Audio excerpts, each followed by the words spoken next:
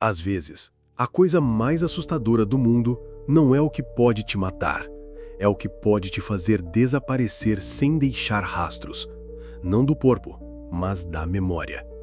Esta história é sobre um lugar assim, um lugar que ainda existe no mapa, mas que nenhum morador das redondezas consegue lembrar com clareza.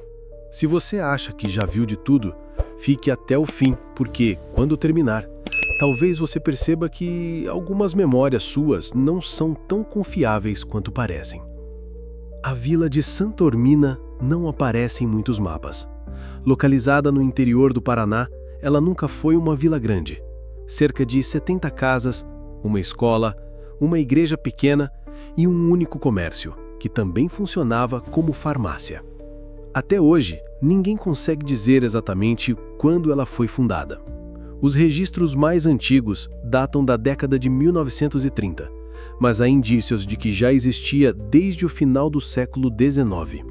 A vila era conhecida na região pela produção artesanal de cerâmica, feita com uma argila escura, encontrada apenas nas colinas ao redor.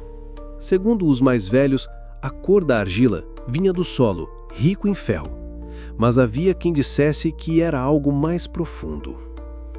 Tudo começou a mudar no final dos anos 90, quando um novo professor foi designado para a pequena escola local. Seu nome era Heitor Alves, e ele havia trabalhado anteriormente em escolas públicas de Curitiba. Ao chegar na vila, notou algo estranho logo nas primeiras semanas. Todas as crianças pareciam ter nomes incomuns. Não nomes diferentes, mas ausentes. Ele reparava que os pais se referiam aos filhos como o pequeno ou ela, e nas chamadas ninguém respondia com firmeza. Heitor começou a anotar os nomes que conseguia captar em conversas, mas com o tempo percebia que os esquecia rapidamente. Certa vez, perguntou diretamente a uma aluna: "Qual é o seu nome completo?"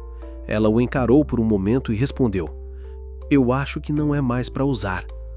Confuso, ele foi até a secretaria improvisada da escola e tentou puxar os registros dos alunos, mas a gaveta onde ficavam os documentos estava trancada, e a diretora, uma mulher idosa chamada Dona Alzira, lhe disse com uma voz baixa: "A gente não mexe com nomes por aqui, professor.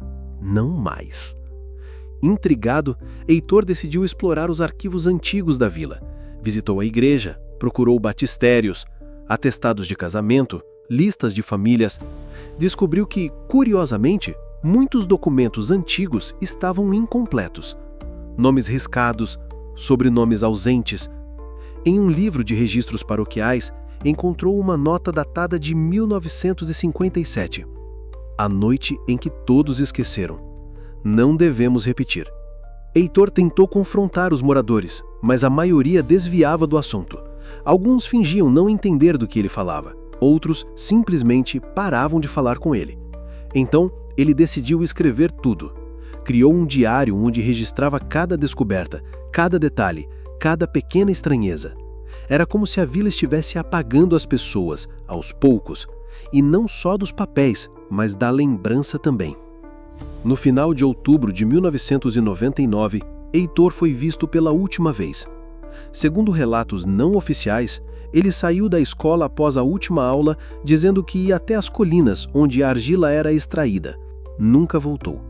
A polícia fez buscas, mas não encontrou vestígios, nenhuma trilha, nenhum objeto. A única coisa que sobrou foi seu diário, que apareceu misteriosamente em cima da mesa da diretora uma semana depois. Mas todas as páginas estavam em branco. Os moradores disseram que não conheciam nenhum professor chamado Heitor. Quando questionados sobre o desaparecimento, respondiam: "A escola está fechada há anos. Ninguém ensina aqui desde o Padre Manuel."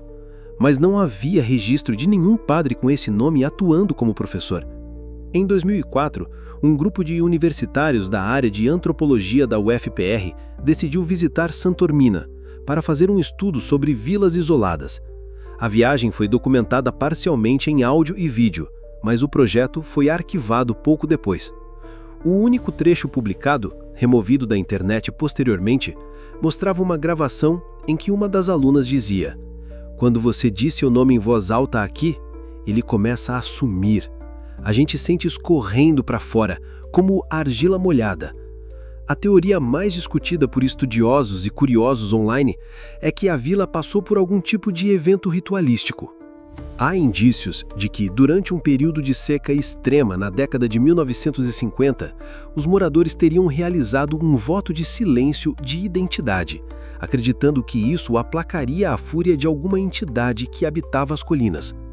A argila escura, segundo algumas lendas, não era solo, mas restos, e moldar coisas com ela era dar forma ao esquecimento.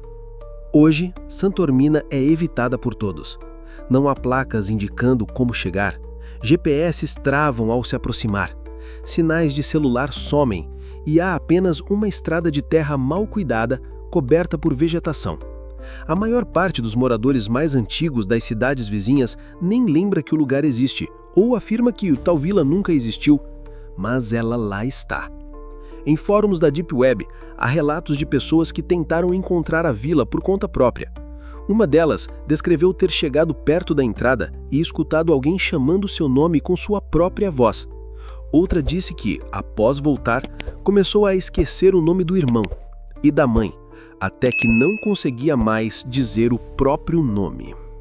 Alguém comentou certa vez: a vila não mata você, ela tira a lembrança de existir. Primeiro dos outros, depois de você mesmo. Você consegue imaginar desaparecer assim?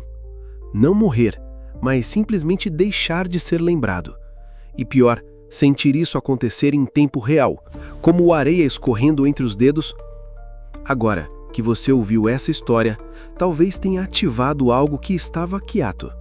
Talvez seu nome já não soe tão firme quanto antes. Só posso te pedir uma coisa. Se um dia você acordar e alguém que te conhece perguntar qual é mesmo seu nome, não responda, porque talvez não seja mais para usar.